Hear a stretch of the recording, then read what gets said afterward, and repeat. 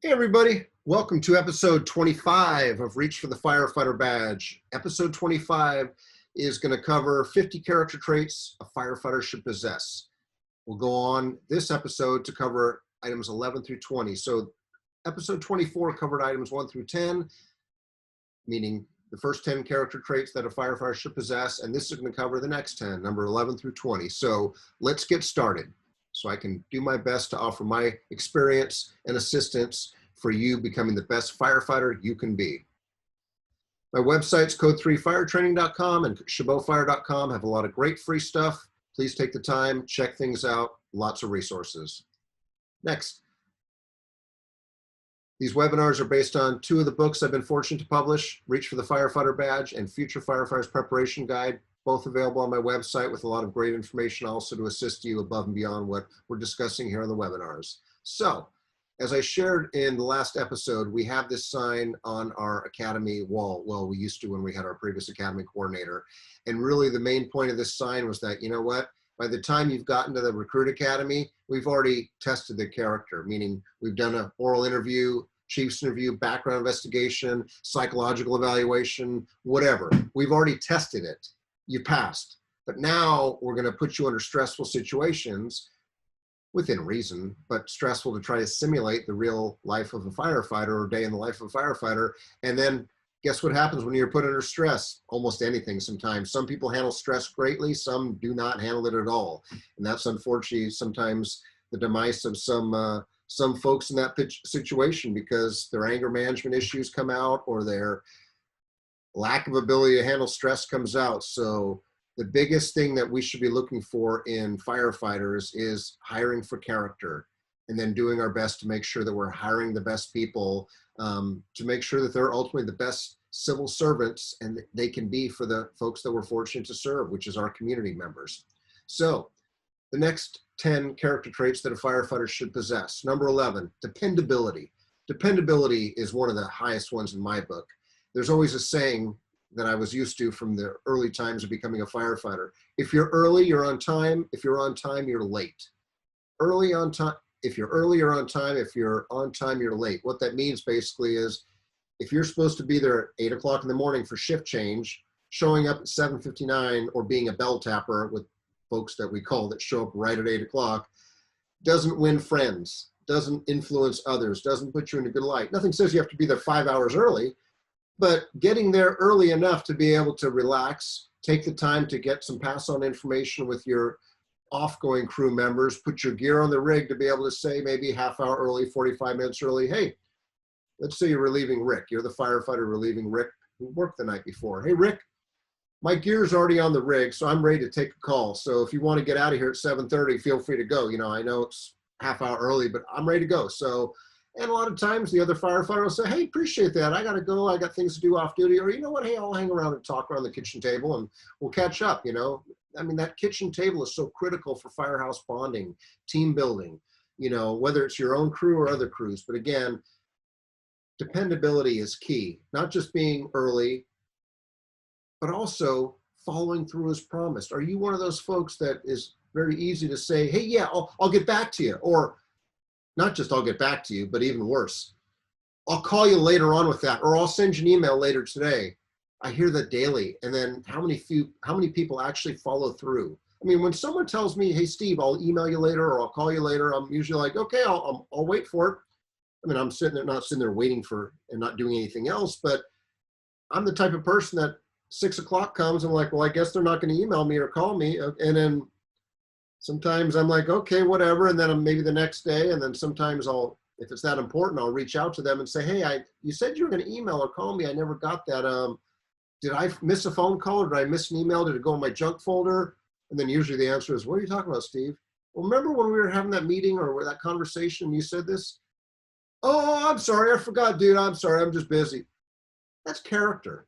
You know, do it once, okay, but we all know those people that always promise the world and then don't deliver. Best phrase I've ever heard is it's always better to under-promise and over-deliver versus over-promising and under-delivering. Because I think most people in today's world, they're just quick to over-promise, but then they really under-deliver because, oh, I'm sorry, dude, I forgot to get back to you. Yeah, I hear that all the time.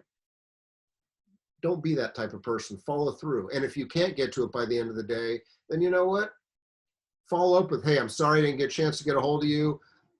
Try not to use that excuse too often. I'll get to you tomorrow, but you better follow through. But dependability is key. Discipline is key. We work in a paramilitary organization, the fire service, not fully militaristic like the armed forces, but we still have to have discipline. Discipline is not necessarily a negative word. It's a positive word as well too. But discipline in the sense that we need to know when to say when we need to draw the line in the sand, when we also have to have our edit feature enabled. When I say edit feature is, we all know those friends or family members that sometimes the things that come out of their mouth, you're like, oh my God, you can't say that in public. You can't, I mean, we all know those folks. My mother, if she was still alive, God rest her soul, would be probably, God, I think 93 if she was still alive. But some of the things that came out of her mouth, I'm like, oh my God, Mom, she didn't have social media, thankfully, but some of the things that she would email me, forwarding email chains, I'm like, oh Mom, you cannot send that to me. And it's like, well, I thought it was funny, or, it's just, I'm just elderly, I can do whatever I want to do. And I'm like, no, Mom, you can't, and when I say edit feature is, we live in a world where you have to watch what you say. You can't assume just because someone is a firefighter that they think the same way that you do. Or you can't assume, you just can't take things for granted is what I'm saying. So you got to have your edit feature enabled. You got to have the discipline to not say things that will offend people. If you're thinking twice about having hit the send key on a social media post or an email reply, if you're thinking that much as should I, shouldn't I, you probably shouldn't. Just leave it at that, but you got to have an edit feature. Look at these leaders today of all ranks around the world from all types of industries that are getting fired or disciplined because of saying or doing stupid things. It's happening on a daily basis.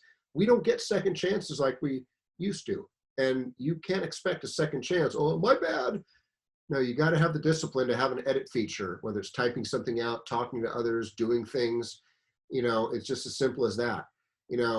Number 13, we have to be diversity friendly. You have to have an appreciation of and an understanding of others of all genders, ethnicities, religious orientations, everything.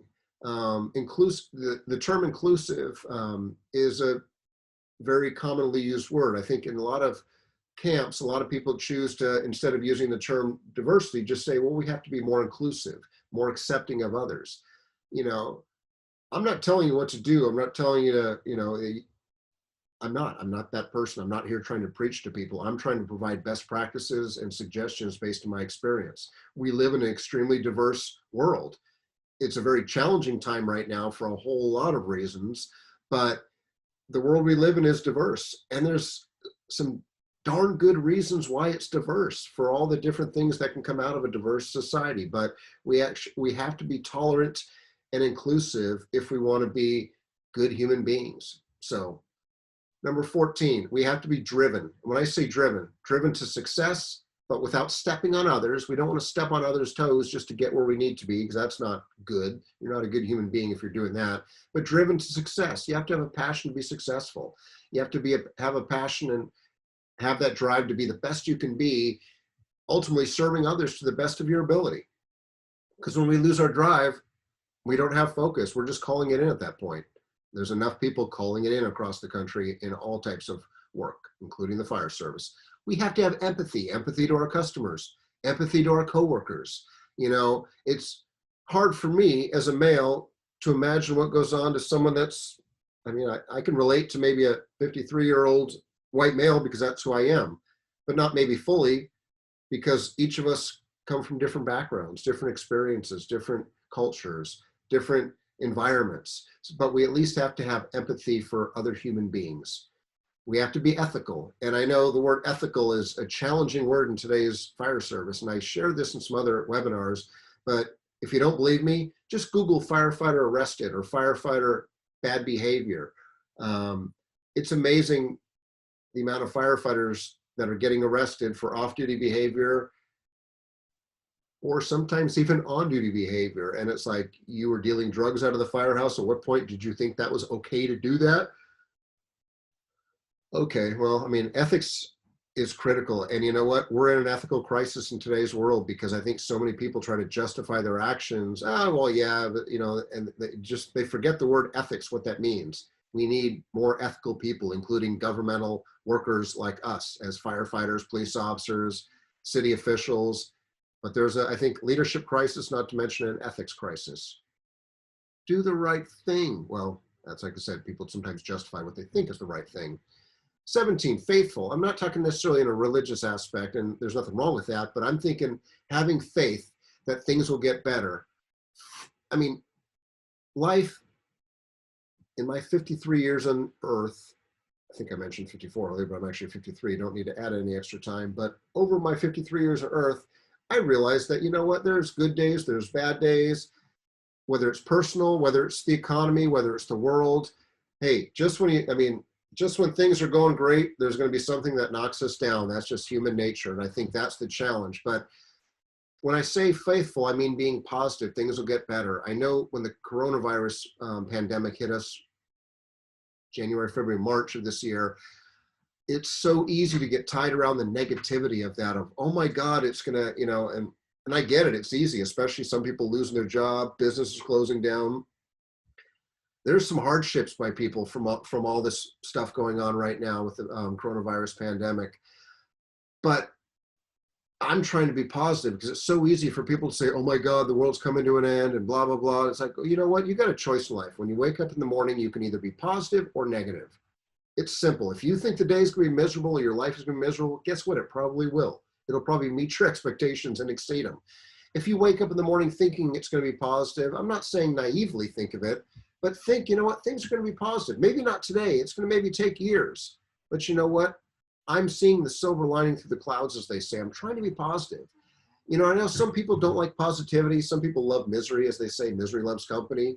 But you got to be positive. That's a good, solid leader, is someone that says, yeah, this is a crisis. I'm not downplaying that. I am not downplaying or, you know, making and saying that this is a crappy situation. But you know what? We also got to look at other things. We're hoping this is an opportunity for us to be better. Yes, we can all be better at who we are as individuals, as organizations, as society. And if we can hopefully use this as an opportunity to learn from our mistakes and be better individuals, better companies, better whatever, you know what? That's awesome. But the second part of this is also that your bosses are doing things for the right reasons. Be faithful. I know it's so easy. When I was a firefighter, I was called a recliner sniper by one of my chiefs. I was a firefighter talking crap about the chiefs of the time, all of whom are retired and all good people who were all firefighters at one point. Because remember, to be a fire chief or deputy chief, usually you have to start out as a firefighter, work your way up the ranks. But I remember as a firefighter, I was talking crap about one of our chiefs. Basically, well, if I was chief, I'd be doing this and I wouldn't be doing that. And then thankfully, one of our battalion chiefs called me out and said, hey, how'd you do in the last fire chief's test? And I'm like, what? Oh, how did you do in the last battalion chief test? And I'm going, I don't know what you're coming from, chief. How'd you do in the last captain's test? I'm like, I'm a firefighter. I haven't taken the promotional exam yet. He goes, exactly. He goes, you haven't walked in my shoes. You haven't never walked in the fire chief's shoes. So until you've walked in our shoes, don't talk crap about us or our bosses. They have served just like you. They have served in your position. They have walked in your shoes, but you've never walked in theirs. And this wise battalion chief goes, Steve, he goes, besides not talking crap until you're in their position, he goes, you need to have empathy. They're not coming to work trying to screw you. They got better things to do. He goes, we as chief officers are trying to make your job better, and we're trying to support you so you can go out and do your best for the customer. And I'm like, wow, chief, that sucked. I mean, sucked to hear it from the boss when the boss stresses you down. And I'm like, chief, you're right, I'm wrong. And he's like, you know what? If you want to change things, try to change things at your level. And if you can't change at your level, promote to the next level, and then the next level, and then whatever level it takes. But if you're not part of the solution, you're part of the problem. Meaning, either try to change something for the better, but don't talk crap about it. And I'm like, okay. He goes, trust that our chiefs are doing the right things. He goes, they're not perfect. They're going to make mistakes just like you. But you know what? They're in it trying to do the right thing for the right reasons, which is ultimately do the best for the community and take care of our department. Number 18, we've got to be flexible, sort of like adaptable, but flexible. Flexible to our customers, our coworkers, the day. You know, flexibility is key because things get changed on a moment's notice, and we better be flexible as well as adaptable in other things. Next, good listening skills are critical. I think that's critical for all of us. Ask my wife about what my weakness is, and she's like, "You're a crappy listener." And I'm like, "What? Huh?" She goes, "Exactly." And I'm trying to be sarcastic, but she's like, "Either you're losing your hearing from listening to too much Slayer, Metallica, Megadeth, or whatever music I'm listening to, or it's selective spousal hearing," which I'm like, "Well, I don't know which one it is." And my hearing, I pass the hearing test every year for the fire department, so I think it's good. But anyway, I know in all seriousness, I can be a better listener. That's one of my weaknesses. And I try my best, but it's so easy to sometimes forget that. So good listening is a really necessary trait for anybody at any rank. What's the old saying? You should be listening more than you're talking. Yeah. So I guess I better get ready to shut up here pretty shortly here and end this episode. So with that, the last one I think is hard worker. Hard work is, I don't know, my parents brought me up to be a good, solid, hard worker, but it seems like hard work is sometimes forgotten. I don't know why, but we need hard workers at all ranks. Hard working is not just physically with your hands, but hard working at whatever it is job you're doing. Just be a hard worker. You can't go wrong. So, as previously discussed with these positive traits, we've discussed the first 10, and now we've discussed the next ones. So we've discussed 20 positive traits that a firefighter should possess. I challenge you and I encourage you to take stock of yours. How do you meet those? Just be able to discuss those positive character traits with an oral board, with others that you're in a position to discuss them with.